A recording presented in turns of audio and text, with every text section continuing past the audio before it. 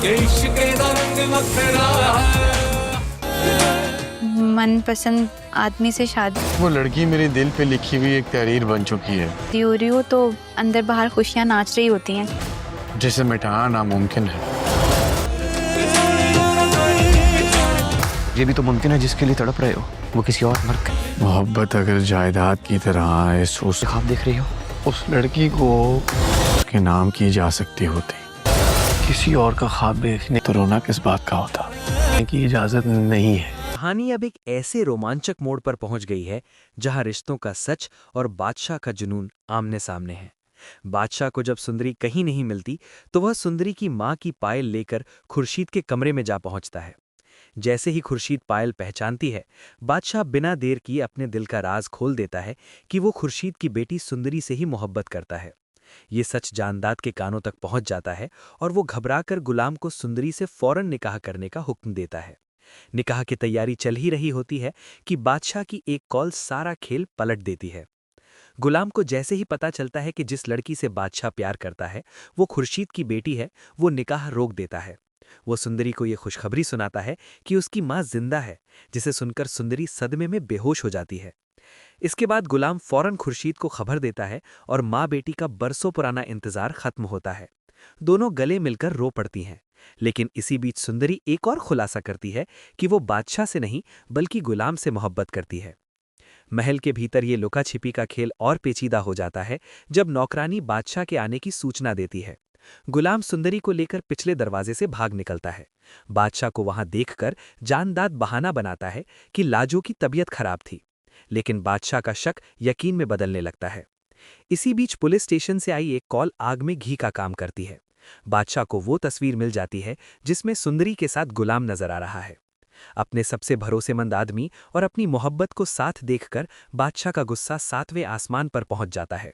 वो गुलाम को जान से मारने की कसम खाकर निकल पड़ता है। उधर जानदाद अपनी खाल बचाने के लिए सुंदरी को किडनैप करने का आदेश दे देता है।